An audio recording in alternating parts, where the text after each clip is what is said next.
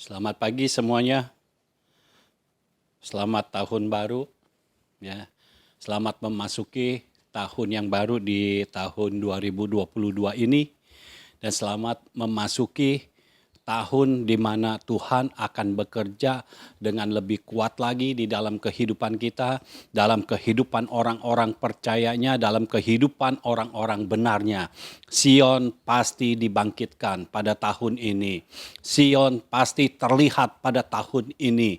Tuhan yang akan bekerja dalam kehidupan kita sehingga bukan karena perbuatan tangan kita yang membuat Sion itu terlihat, tetapi karena roh Tuhan yang ada pada kita membuat Sion terlihat. Dan ini waktunya orang-orang benar menempati tempat, menempati posisi yang seharusnya di dalam setiap area, di dalam setiap teritorial. Dan saya percaya ketika Tuhan bekerja, maka orang-orang benar itu akan ada di posisi yang tepat.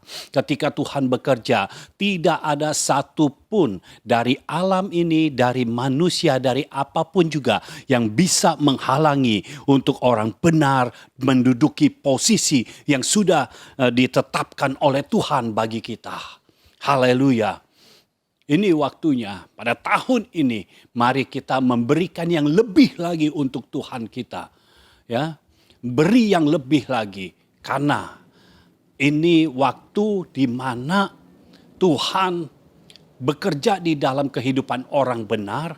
Lalu orang benar bukan hanya menerima saja, tetapi orang benar akan mengalirkannya kepada kota dan bangsa.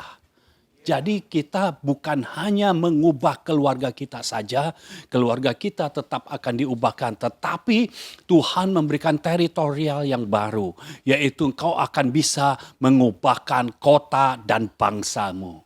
Tuhan sedang bekerja, izinkan dia bekerja di dalam hidupmu, izinkan dia bekerja di dalam hatimu. Dan saya percaya ketika saudara benar-benar memberikan yang lebih kepada Tuhan, engkau memberi waktumu yang lebih untuk Tuhan, memberi tenagamu yang lebih lagi untuk Tuhan, memberi pikiranmu yang lebih lagi untuk Tuhan, doamu, hatimu, keinginanmu yang lebih lagi untuk Tuhan, maka Tuhan yang akan memberikan kelimpahan di dalam setiap area hidupmu. Tuhan yang akan bekerja di dalam hidupmu sehingga engkau bisa melihat mujizat demi mujizat itu terjadi dengan begitu saja. Benar-benar terlihat dengan jelas, bukan karena perbuatan tanganmu, tapi karena roh Tuhan yang ada pada kita. Ingat, roh Kristus yang ada pada kita membuat kita lepas dari hukum dosa dan hukum maut. Membuat kita bebas dari hukum dosa dan hukum maut. Dan roh kudus yang ada pada kita membuat kita memiliki kuasa untuk membuat mujizat. Kuasa untuk mengubahkan orang. Dan ketika roh kudus itu terus bekerja di dalam kita, yang paling pertama diubahkan adalah kita sendiri. Diri kita sendiri. Pastikan pada tahun 2022 ini kita mengalami perubahan hidup. Kita mengalami perubahan sehingga orang-orang di sekitar kita bisa mengalami perubahan juga. Karena ini waktunya kita menjadi partner di dalam destiny yang Tuhan tetapkan dalam hidup kita. Kita bukan hanya jemaat biasa, tapi kita adalah partner. Kita adalah orang yang berpasangan dengan Tuhan untuk mengubahkan kota-kota dan bangsa-bangsa.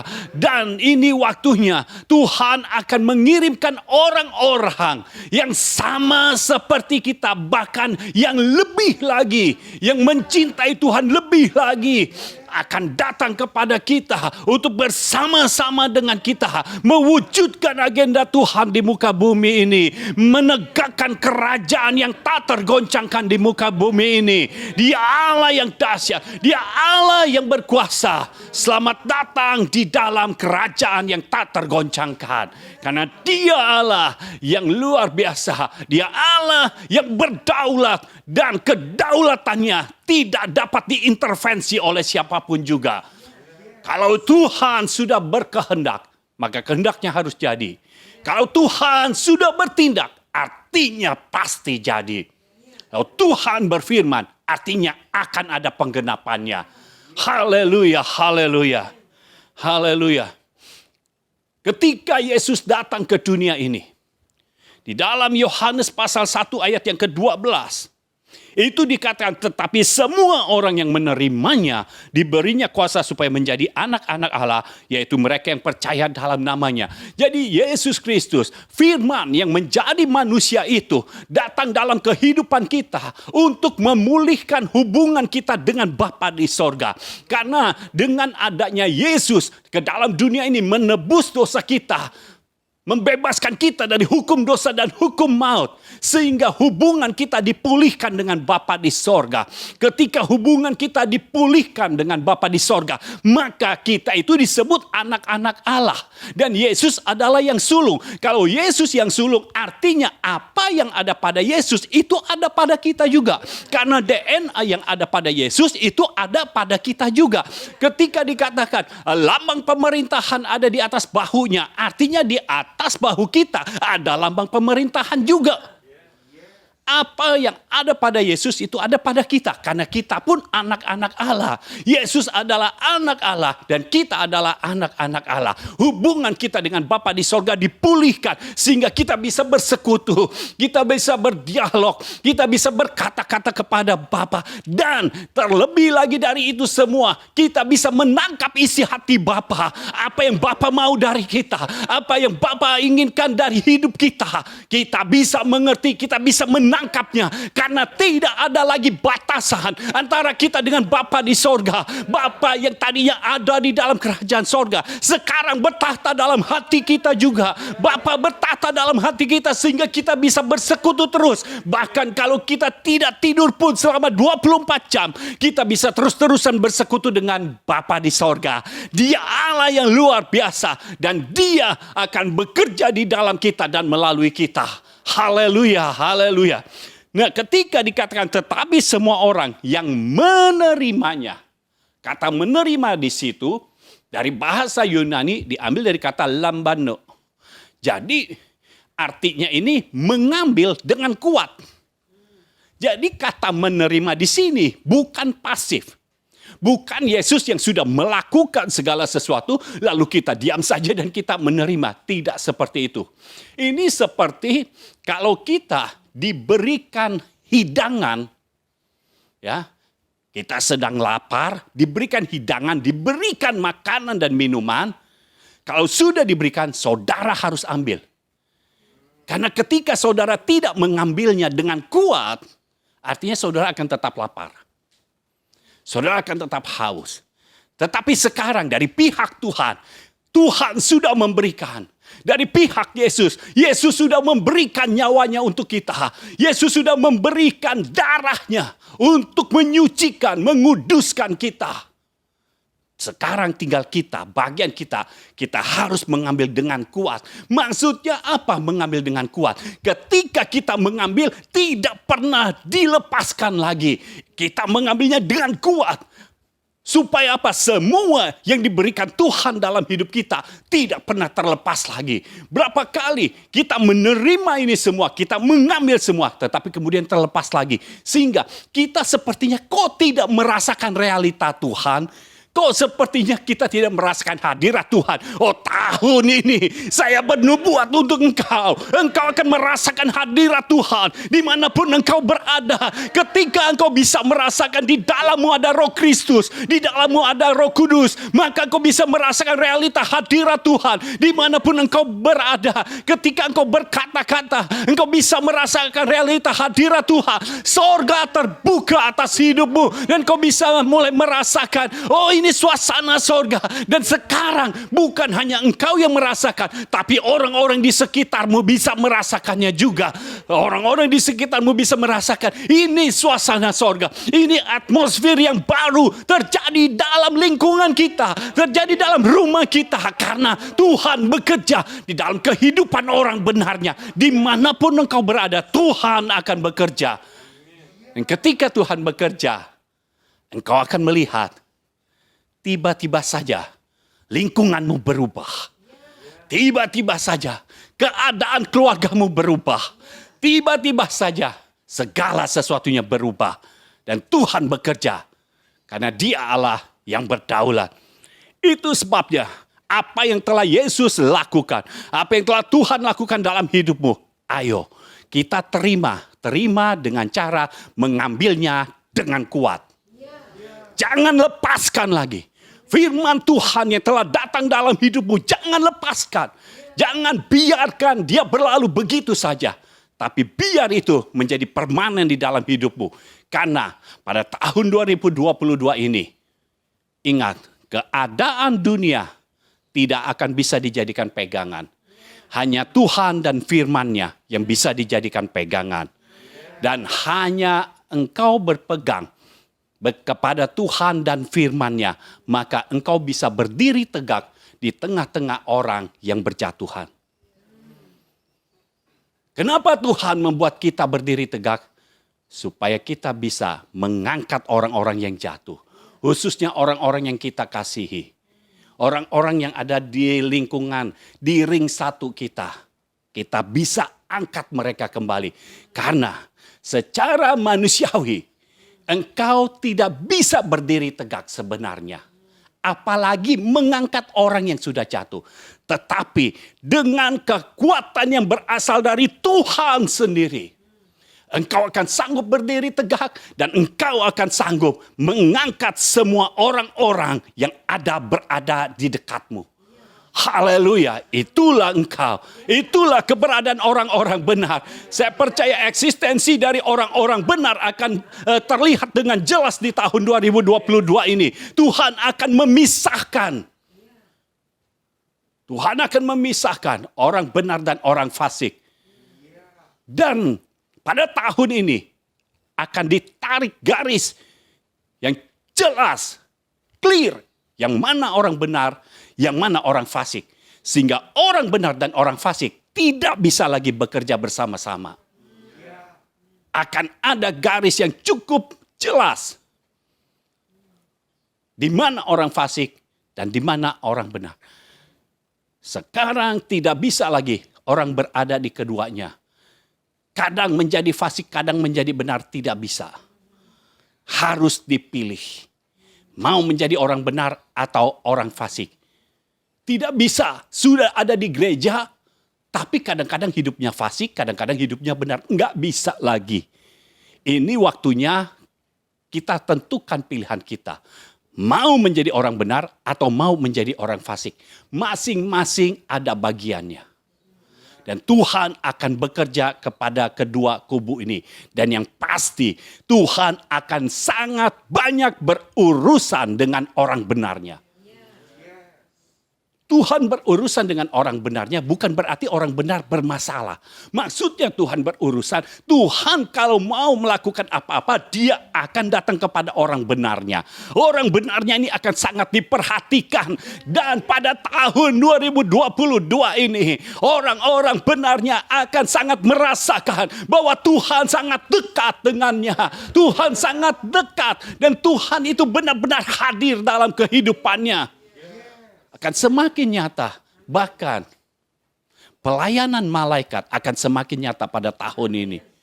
Tuhan akan membuat semua yang kita perlukan itu dipenuhi pada tahun ini. Dia Allah kita yang luar biasa. Haleluya, haleluya.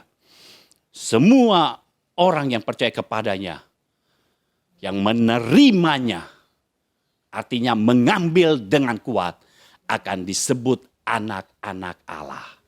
Haleluya. Yesus sudah datang. Dan ketika Yesus datang, maka yang Yesus berikan kepada kita adalah air kehidupan.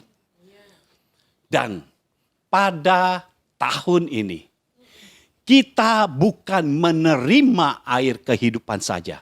Tetapi pada tahun ini, kita akan mengaliri air kehidupan. Jadi bukan kita yang hanya dialiri air kehidupan. Kita terima saja. Tapi ini waktunya kita mengalirkan air kehidupan. Air kehidupan. Tuhan kita, Tuhan yang luar biasa. Yohanes pasal 4 ayat 13 sampai 14. Yohanes pasal 4. ayat 13. Jawab Yesus kepadanya, barang siapa minum air ini, ia akan haus lagi. Tetapi barang siapa minum air yang akan kuberikan kepadanya, ia tidak akan haus untuk selama-lamanya. Sebaliknya, air yang akan kuberikan kepadanya akan menjadi mata air di dalam dirinya yang terus-menerus memancar sampai kepada hidup yang kekal. Tuliskan prinsipnya yang pertama, di dalam hidup kita ada mata air kehidupan yang terus-menerus mengalir. Haleluya. Jadi kita tidak pernah lagi merasakan, aduh Tuhan kok nggak ada ya sekarang. Kita tidak pernah lagi merasakan di dalam ibadah kita. Yang kadang-kadang ada suasana sorga, kadang-kadang kok kebaktian garing amat ya. Kok sepertinya Tuhan tidak hadir ya. Tidak ada lagi.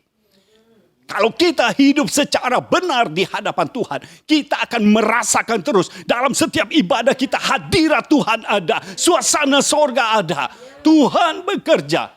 Dan Tuhan akan membangkitkan gereja-gereja yang tipenya seperti ini.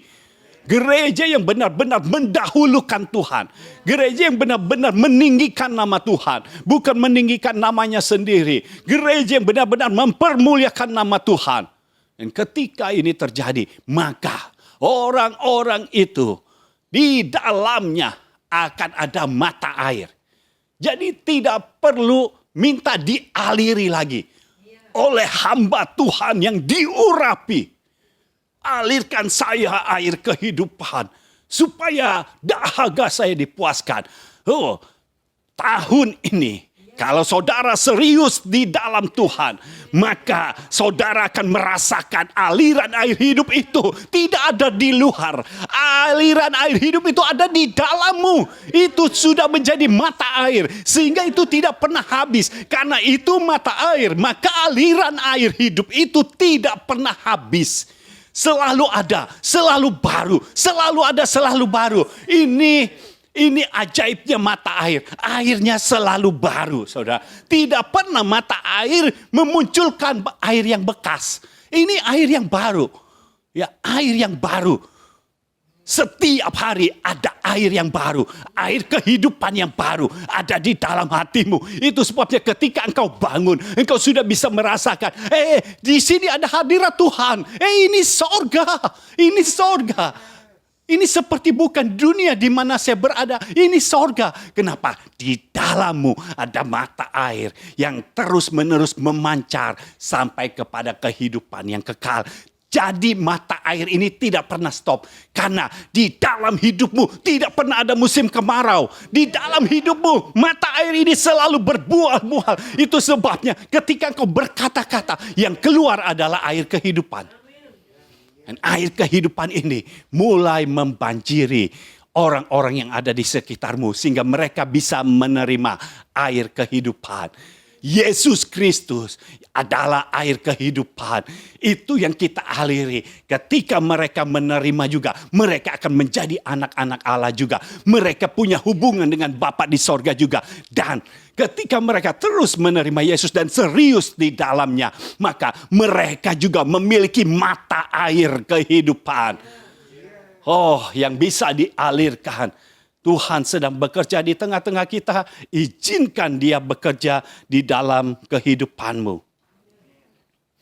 Lalu, Yehezkiel pasal 47.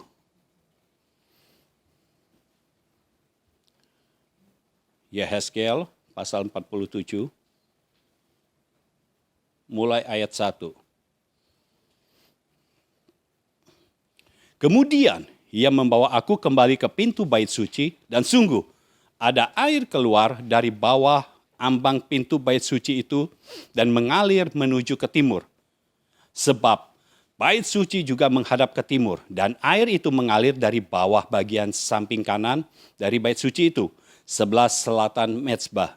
Lalu diiringinya aku keluar melalui pintu gerbang utara dan dibawanya aku berkeliling dari luar menuju pintu gerbang luar yang menghadap ke timur. Sungguh air itu membual dari sebelah selatan. Sedang orang itu pergi ke arah timur dan memegang tali pengukur di tangannya. Ia mengukur 1000 hasta dan menyuruh aku masuk ke dalam air itu. Maka dalamnya sampai di pergelangan kaki. Ia mengukur 1000 hasta lagi dan menyuruh aku masuk sekali lagi dalam air itu.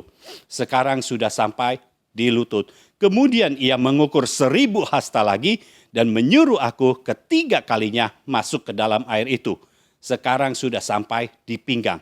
Sekali lagi ia mengukur 1000 hasta lagi. Sekarang air itu sudah menjadi sungai di mana aku tidak dapat berjalan lagi. Sebab air itu sudah meninggi sehingga orang dapat berenang. Suatu sungai yang tidak dapat diseberangi lagi. Poin yang kedua, tuliskan. Diperlukan kapasitas roh yang direntangkan terus untuk berdampak. Diperlukan kapasitas roh yang direntangkan terus untuk berdampak. Kalau kita lihat Yehezkiel pasal 47, dari semua pintu bait suci itu keluar air. Ya. Dan bait suci itu apa? Itu kan lambang kita. Kita adalah bait sucinya. Kita adalah bait Allah. Ya, Paulus berkata, tubuh kita ini adalah bait Roh Kudus. Tubuh kita ini adalah bait Allah. Ya. Jadi bait suci itu adalah kita. Nah, ketika air ini keluar dari bait suci, diukurkan 1000 hasta. Ketika Yehezkiel harus masuk ke dalamnya, 1000 hasta pertama itu masih semata kaki. Semata kaki dia masih bisa berjalan. Lalu kemudian diukur 1000 hasta lagi, itu mulai selutut. Waktu selutut masih bisa jalan. Ya, masih bisa jalan, hanya tidak bisa sebebas yang semata kaki. Ya, mau angkat kaki sudah mulai berat. Lalu diukur 1000 hasta lagi, ya, Yehezkiel masuk ke dalamnya, sekarang sudah sepinggang. Nah, kalau sepinggang mau angkat kaki udah benar-benar sulit. Waktu selutut angkat kaki masih bisa, tapi kalau sudah sepinggang tidak bisa. Lalu 1000 hasta lagi diukur. Dan kali ini bukan semata kaki lagi, bukan selutut lagi, bukan sepinggang lagi, tetapi ini sudah menjadi sungai. Artinya tidak bisa berjalan lagi. Selama masih sepinggang masih bisa jalan. Tapi kalau sudah sesungai kita tidak bisa jalan. Kalau kita bisa jalan artinya kita berjalan di dalam air. Ya, sudah sesungai, tidak bisa diseberangi dengan berjalan kaki lagi. Harus apa? Harus berenang. Ya, harus berenang. Nah, itu yang terjadi dalam kehidupan Yehezkiel dan inilah yang terjadi dalam kehidupan orang-orang percaya. Kata diukur itu dalam bahasa aslinya artinya direntangkan. Di-stretch, direntangkan. Jadi kita harus punya kapasitas roh yang senantiasa direntangkan. Jangan puas kalau kita sudah masuk di dalam kepenuhan roh yang hanya semata kaki. Artinya engkau masih bebas. Selama engkau masih bebas berbuat salah, bebas berbuat dosa, artinya itu masih semata kaki. Kalau engkau sudah mulai susah tapi masih bisa berbuat dosa, nah itu mungkin selutut. Harus di-stretch lagi sampai sesungai. Sampai engkau benar-benar hidup bebas dari dosa. Dan pada tahun ini masa dosa sudah selesai. Masa kejahatan sudah selesai. Masa dosa sudah berakhir. Dan ini waktunya masa kebenaran timbul. Masa kebenaran muncul. Dan ketika masa kebenaran ini muncul, tiba-tiba saja engkau dengan mudah membuat sesuatu yang benar. Engkau dengan mudah berlaku benar. Ya, semua orang-orang jahat akan berjumpa dengan hukumannya. Tapi orang-orang benar akan berjumpa dengan kebaikan Tuhan. Ini waktunya, tahun ini menjadi tahun yang sangat dinanti-nantikan oleh orang-orang benar.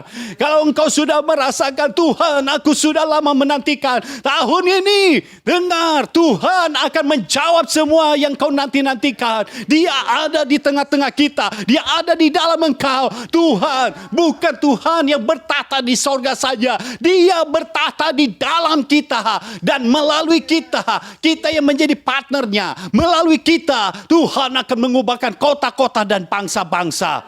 Melalui kita, Tuhan akan menyatakan dirinya. Melalui kita, Tuhan akan membuktikan dengan mujizat-mujizatnya. Melalui kita, Tuhan akan menyatakan kedaulatannya sebagai raja di atas segala raja. Yang tidak bisa diintervensi oleh siapapun juga. Ingat, kita harus menjadi orang benar. Bukan orang yang merasa benar. Karena seringkali banyak orang yang merasa dirinya benar. Sehingga kalau Tuhan ngomong, ini sepertinya susah banget gitu. Untuk diubahkan tuh susah sekali.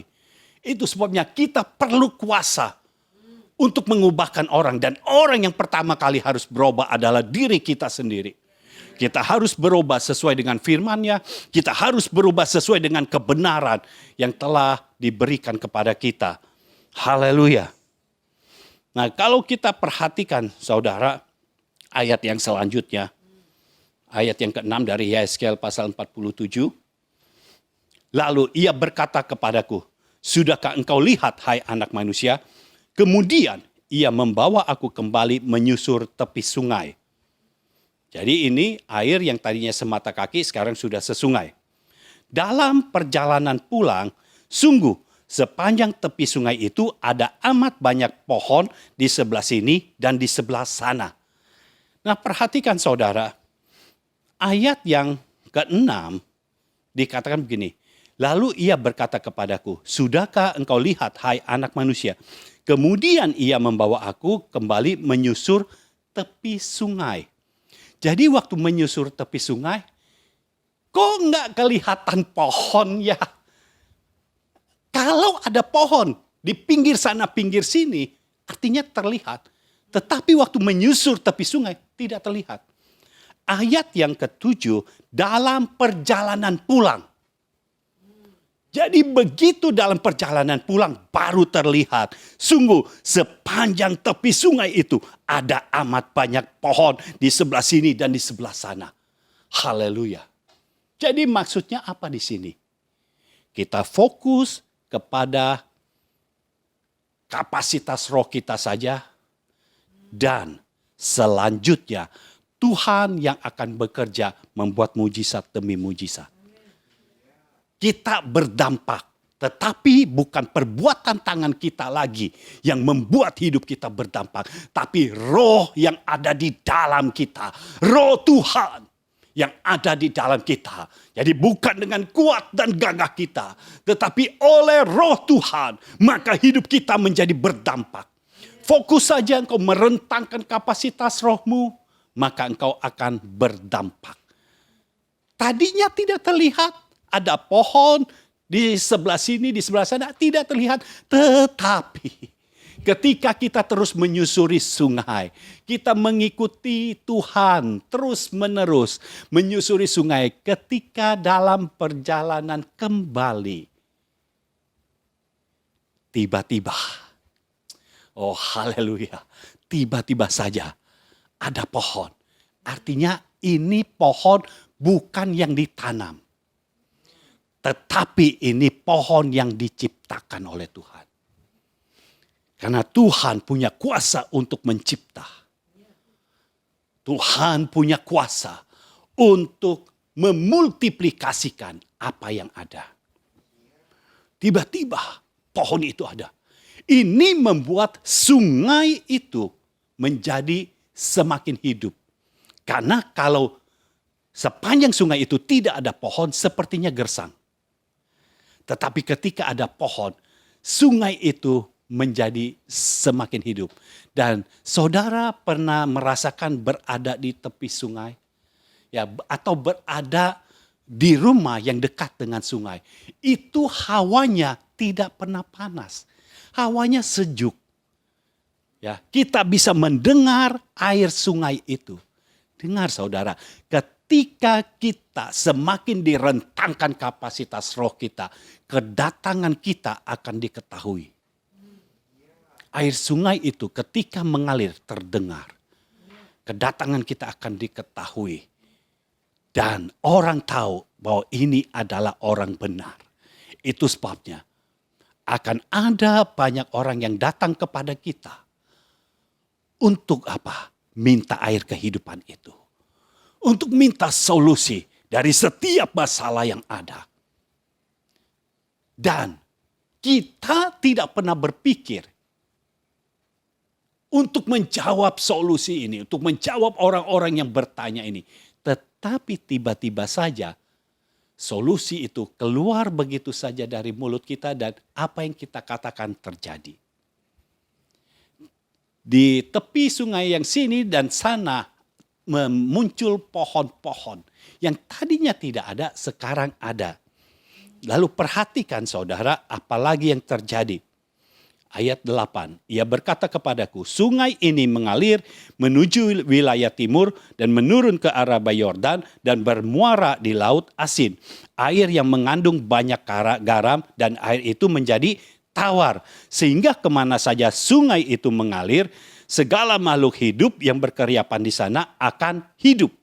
Ikan-ikan akan menjadi sangat banyak. Sebab kemana saja air itu sampai, air laut di situ menjadi tawar. Dan kemana saja sungai itu mengalir, semuanya di sana hidup. Saudara yang dikasihi Tuhan, air sungai tidak pernah membuat lautan menjadi tawar.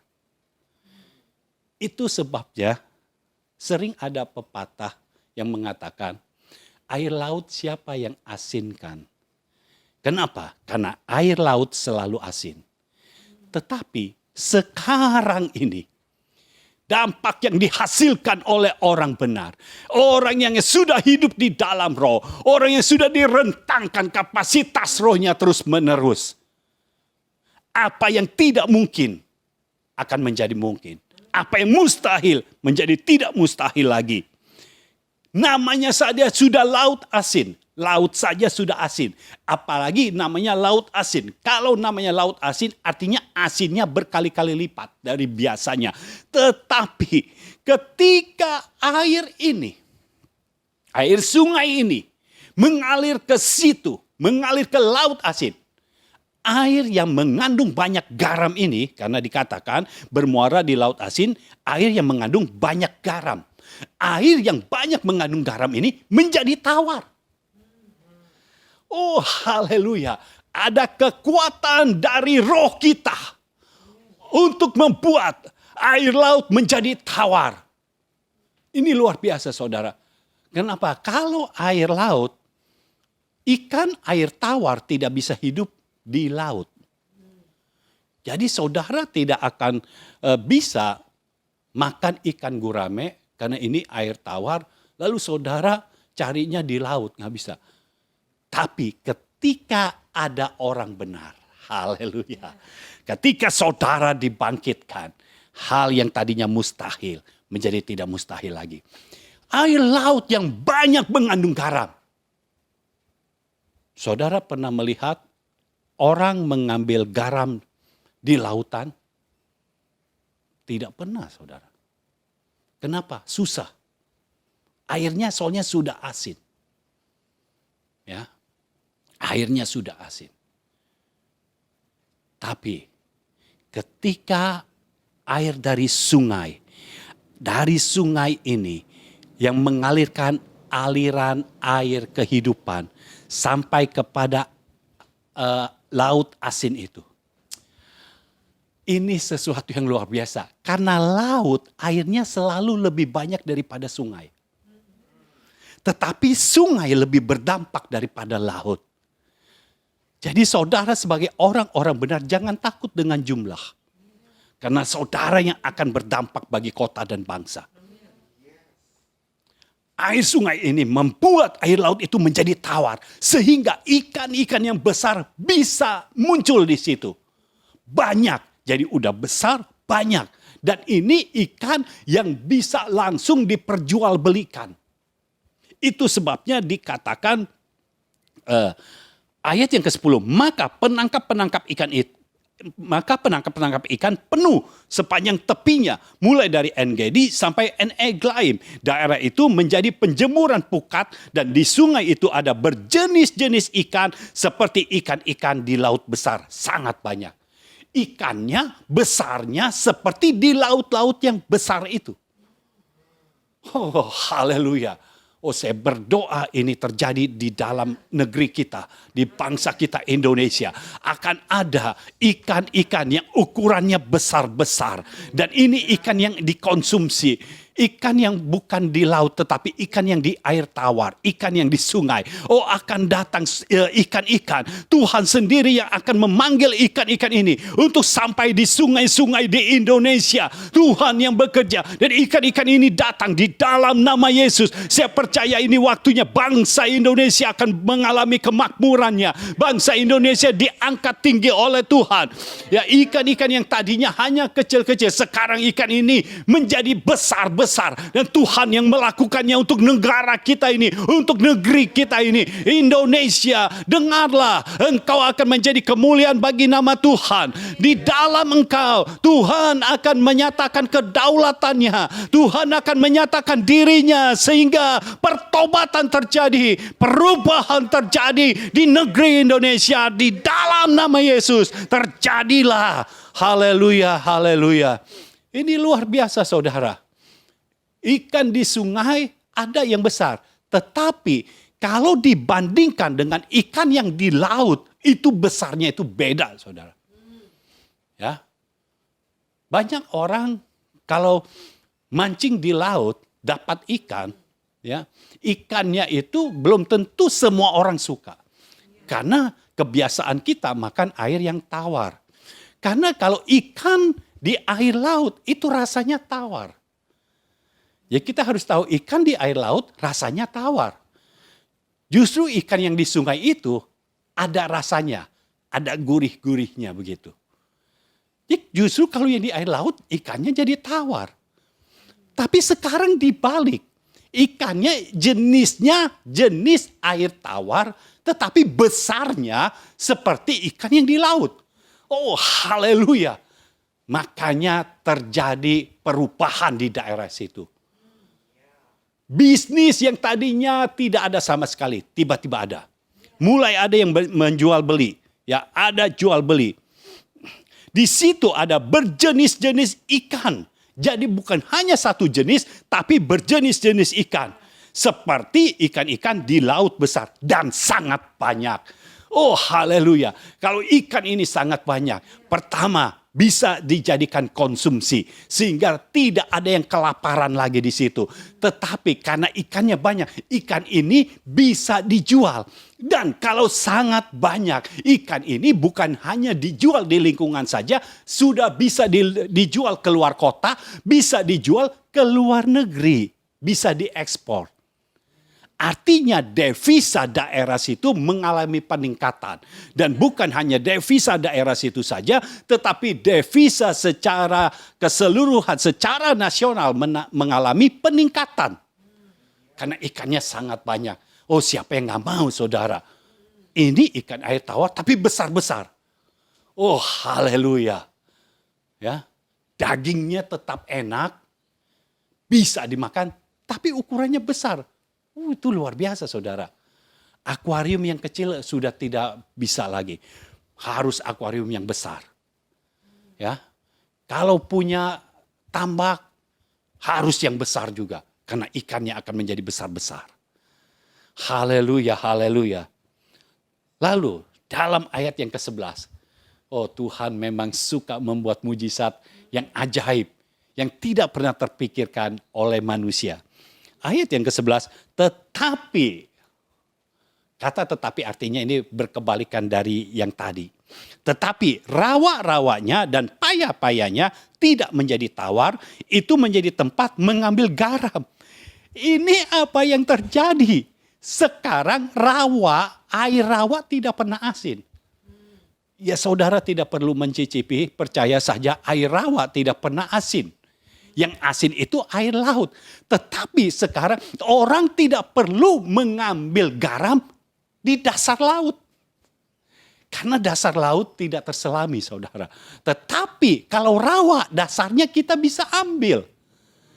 Dasarnya ketika kita mengambil, di situ banyak garam. Oh haleluya.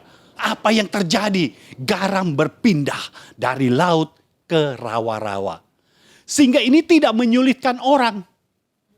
Ketika mengambil garam, mereka bukan ambil di dapur. Mereka ke rawa-rawa, mereka ambil garam.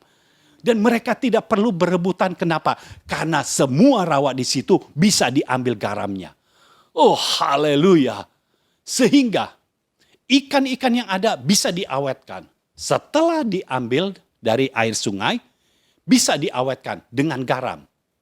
Karena garam berfungsi untuk mengawetkan. Dengan diawetkan berarti bisa jual beli. Mulai terjadi transaksi di situ. Nah, saya percaya ketika orang benar dibangkitkan, saudara sebagai orang benarnya direntangkan kapasitas rohnya. Engkau memiliki kapasitas roh yang besar, semakin direntangkan sampai sesungai, sampai engkau berenang di dalam lautan roh.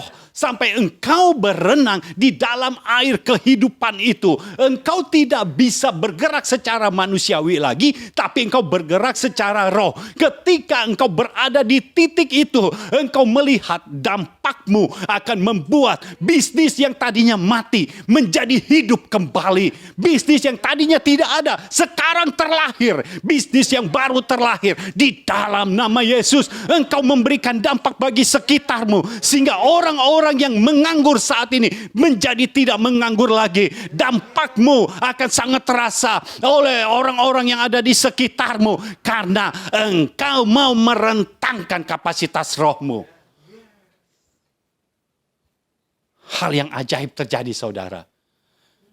Kalau kita melihat apa yang tertulis, apa yang dilakukan Yehezkiel. Yehezkiel tidak memanggil para ikan untuk datang. Tidak, tetapi ikan itu tiba-tiba muncul sendiri. Ini tadinya pasti tidak ada ikan. Karena kalau ada ikan pasti banyak orang mau mengambilnya. Tadinya tidak ada ikan, tiba-tiba ikannya menjadi sangat banyak. Besar-besar dan sangat banyak. Oh, tidak perlu berebutan. Karena semua pasti kebagian. Ketika semua sudah kebagian, di dalam air itu masih banyak ikan.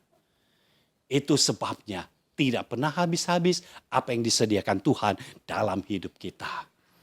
Ya, bisnis mulai ada. Bisnis-bisnis baru mulai dibuka. Ini kalau terus diceritakan Yehezkiel 47, di daerah situ pasti ada cold storage. Ikan-ikannya dibekukan, disimpan di cold storage untuk sewaktu-waktu dikeluarkan dan bisa diekspor. Ya, jadi makin ada perkembangan-perkembangan. Orang yang tadinya nganggur tidak nganggur lagi.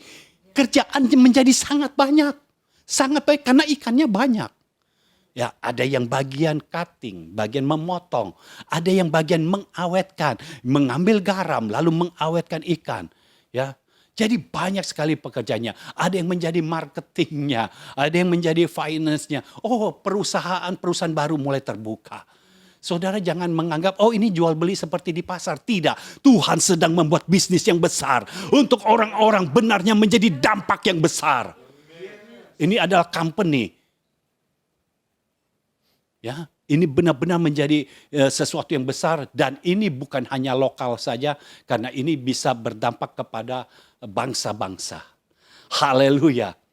Bayangkan saudara, garam tidak perlu cari-cari lagi. Sudah ada di situ. Ya, mau masak sudah ada garam enak. Ya, tinggal digarami, dibakar boleh, digoreng boleh, dan semuanya puas. Haleluya. Padahal yang merentangkan kapasitas adalah orang benar. Tetapi seluruh penduduk bisa merasakan dampak dari apa yang dilakukan oleh orang benar. Haleluya. Jadi kita tidak usah memikirkan apa dampak kita, Apa pengaruh kita? Itu akan terjadi dengan sendirinya. Fokus saja, rentangkan kapasitas rohmu, maka engkau akan melihat tiba-tiba saja di sekitarmu mengalami perubahan. Tiba-tiba saja bisnis yang tadinya mati mulai hidup lagi. Bisnis orang tuamu mulai hidup lagi, dan bukan hanya hidup saja, mulai mengalami ada perkembangan yang pesat. Ada perkembangan yang pesat. Kenapa? Karena tiba-tiba saja produksinya itu bukannya mengambil dari orang lain lagi. Ambil sendiri. Sudah ada sendiri. Jadi keuntungannya menjadi lebih besar. Haleluya. Haleluya. Saya percaya. Area bisnis akan benar-benar terbuka untuk orang benar masuk ke situ. Dan ketika orang benar masuk ke area bisnis, bisnis di situ mulai ada kehidupan. Mulai berkembang dengan pesat. Dan Tuhan bekerja. Hal-hal yang ajaib mulai terjadi. Oh haleluya. Ini sesuatu yang mustahil. Tuhan membuat sesuatu yang sangat mustahil. Bagaimana mungkin air laut yang mengandung sangat banyak garam tiba-tiba menjadi tawar. Artinya ikan yang ada di situ ikan air tawar. Yang tadinya tidak mau datang ke situ karena saking asinnya. Mereka tidak bisa berenang di situ. Tetapi ketika sungai yang ada di dalam kehidupan kita mengalir keluar, membuat laut yang asin ini menjadi tawar dan ikan-ikan mulai berdatangan. Dan ukurannya ini, saudara tidak bisa membayangkan ukuran yang ada. Karena saudara kalau beli ikan itu ukurannya di bawah 1 kilo. Maunya yang 7 atau 8 ons atau 6 ons. Tetapi Tuhan akan membuat ikan yang ada ini menjadi besar. Bisa ukurannya 2 kilo, bisa 3 kilo. Tetapi rasanya bukan hanya sama, tetapi lebih enak.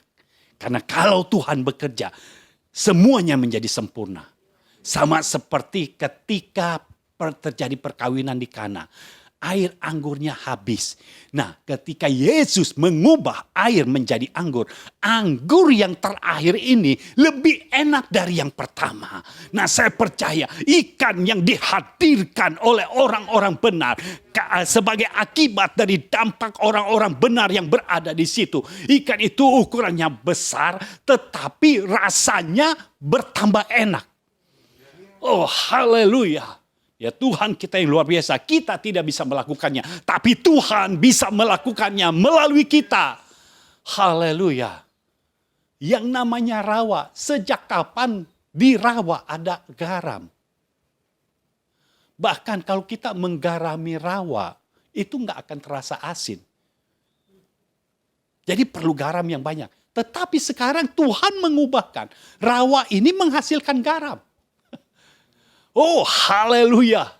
Tuhan akan mempermudah semua bisnis yang ada di dalamnya ada orang benar. Tuhan akan mempermudahnya. Dan tiba-tiba saja mengalami perkembangan yang pesat. Biar tahun ini benar-benar Tuhan bekerja. Lalu perhatikan ayat yang ke-12. Pada kedua tepi sungai itu tumbuh bermacam-macam pohon buah-buahan. Yang daunnya tidak layu dan buahnya tidak habis-habis. Oh haleluya. Kalau kita yang menanamnya seringkali tumbuh, seringkali pohon yang tumbuh buahnya tidak ada. Apalagi yang tidak tahu cara menanam. Ada pohonnya, buahnya tidak ada. Daunnya cepat layu. Tapi kali ini Tuhan akan membuat daunnya itu luar biasa. Kita tahu daunnya ini tidak layu. Tidak pernah kering. Lalu ada buah-buahan. Dan bukan hanya satu jenis, tapi berjenis-jenis.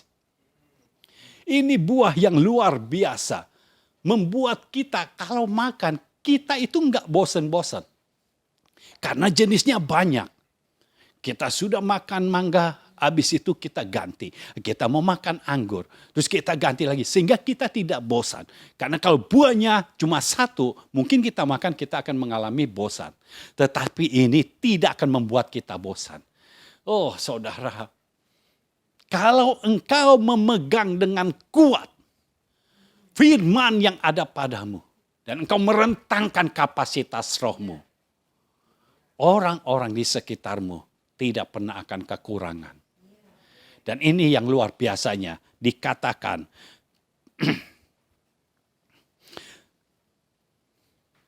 Tiap bulan ada lagi buahnya yang baru. Puji Tuhan. Setiap bulan saudara. Sedangkan untuk sebuah pohon muncul lagi buah yang baru. Itu kira-kira 4 bulan. Tetapi ini tiap bulan selalu ada yang baru. Seperti pohon itu diambil buahnya tidak habis-habis. Tiap bulan selalu ada yang baru. Saudara jangan berpikir, kalau tiap bulan diambilin buahnya habis dong. Sekarang kita ambilin juga habis. Itu kalau satu pohon. Ini ada banyak pohon. Dan ada banyak jenis buahnya. Ya, jadi pohon itu buahnya tidak habis-habis. Tiap bulan ada lagi buahnya yang baru. Sebab pohon-pohon itu mendapat air dari tempat kudus itu. Jadi pohon ini hidup karena ada air kehidupan yang mengalir dari tempat kudus. Yaitu orang-orang benar yang menjadi bait Allah. Yang menjadi bait Roh Kudus. Ada aliran air kehidupan sehingga pohon-pohon itu tumbuh dan buahnya terus berbuah. Setiap bulan ada yang baru. Jadi buahnya ini sudah matang. Bukan buah yang masih kecil-kecil setiap bulannya. Setiap bulannya buah yang baru siap dipetik. Bisa bayangkan saudara, ini apa? Ini kehidupan di Taman Eden. Sudah diambil begitu banyak. Setiap bulan ada yang baru, ada yang baru. Dan ini pohonnya banyak dan banyak jenisnya. Lalu buahnya menjadi makanan. Haleluya. Artinya ini bukan buah yang beracun. Ini buah bisa dimakan. Karena banyak buah dari pohon yang liar itu tidak bisa dimakan. Ya, dan seringkali suka beracun. Ya, tetapi ini buah bisa dimakan. Bisa menjadi makanan. Lalu, dan daunnya menjadi obat. Haleluya. Tidak ada yang sia-sia apa yang dilakukan oleh orang benar. Semuanya akan dipakai oleh Tuhan. Semuanya berguna. Buahnya dijadikan makanan. Ya, kalau kita lihat dari yang tadi, ikannya bisa membuat bisnis itu hidup kembali.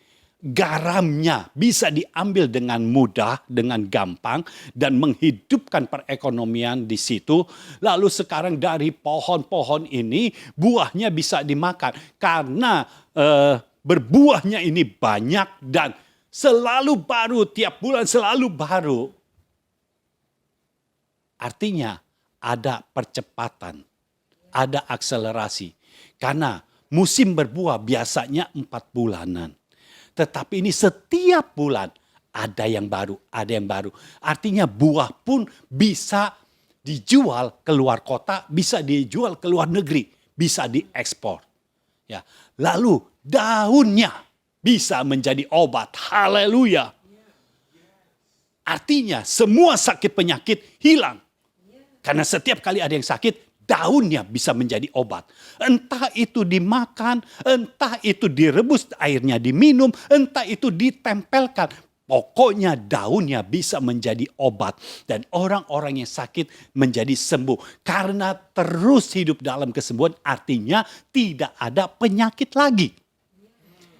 Orang hidup dalam kesehatan. Inilah dampak dari orang-orang benar. Dia Allah kita yang luar biasa. Lalu bagaimana caranya supaya kita direntangkan kapasitas rohnya? Yang pertama, saudara harus lakukan doa bahasa roh meluap-luap. Ya, saudara berdoa bahasa roh meluap-luap. Terus berdoa bahasa roh meluap-luap. Sampai telingamu mendengar doa bahasa rohmu. Jangan doa dalam hati. Tidak bisa. Kuping kita, telinga kita harus bisa mendengar suara dari bahasa roh kita. Ketika saudara berdoa, saudara mulai mendengarkan bahasa roh saudara. Sehingga bahasa-bahasa yang lain itu stop. Ketika engkau berdoa, semua suara-suara yang lain harus stop. Engkau hanya mendengarkan suara dari bahasa rohmu saja. Ya, mungkin nanti di lain kesempatan saya akan beritahu caranya supaya saudara meningkatkan kapasitas roh. Tapi yang paling penting, paling utama, saudara harus doa bahasa roh meluap-luap. Karena dengan doa bahasa roh meluap-luap, saudara menghapuskan segala sampah dari berita-berita yang tidak benar, dari kabar-kabar yang tidak benar, dari keluhan-keluhan orang yang datang dalam hidup saudara. Ketika saudara doa bahasa roh meluap-luap, maka semua dibikin clear, dibersihkan oleh Tuhan. Sehingga engkau punya hati murni kembali, tidak tercemar. Engkau punya pikiran tidak tercemar. Jadi engkau kembali menjadi clear di hadapan Tuhan. Engkau murni di hadapan Tuhan. Lalu yang kedua, engkau dengar firman untuk mengenal Tuhan lebih dalam lagi. Jadi sekarang ini ubah cara engkau mendengar. Karena pendengaran itu Tuhan sangat concern ya kepada pendengaran. Seringkali Tuhan berkata, siapa yang bertelinga, hendaklah ia mendengar. Artinya pendengaran itu penting. Nah, kalau saudara mendengar firman kehidupan, firman kerajaan, jangan saudara terima, lalu saudara taruh catatan di rak saja atau di mana saja. Tetapi sekarang mulai baca kembali. Itu sebabnya penting untuk kita mendengar ulang-ulang. Firman kerajaan itu harus didengar ulang-ulang supaya apa? Karena di dalam firman kerajaan ada kehidupan. Ya, engkau harus menerimanya sampai itu menjadi kehidupan. Bukan hanya firman saja tetapi menjadi kehidupan. Dan engkau mengenal Tuhan lebih dalam lagi. Karena level pengenalanmu menentukan apa yang terjadi dalam hidupmu. Level pengenalanmu akan Tuhan akan menentukan apa yang terjadi dalam hidupmu. Ketika engkau mengenal Tuhan dari Sang Pembawa firman, engkau mengenal Tuhan lebih lagi. Sehingga level pengenalanmu meningkat. Ketika level pengenalanmu meningkat, itulah yang akan terjadi dalam hidupmu. Ketika engkau mengenal Tuhan sebagai Tuhan yang berdaulat, maka di dalam kehidupanmu engkau tahu semua firman yang datang dalam hidupmu akan digenapi. Karena dia Tuhan yang berdaulat. Jadi bagaimana caranya supaya ketika kita mendengar firman, itu pengenalan kita meningkat. Setiap poin engkau doakan. Setiap poin engkau doakan. Engkau doa bahasa roh. Pikiranmu adalah tentang poin itu. Jadi pikiranmu tidak kemana-mana. Pikiranmu tetap berada di situ. Ya, berada dalam hadirat Tuhan. Dan engkau doa bahasa roh. Engkau doa bahasa roh. Satu ketika engkau terus doa bahasa roh. Engkau memikirkan poin itu. Tuhan memberikan impresi yang lebih lagi. Ketika Tuhan memberikan impresi itu.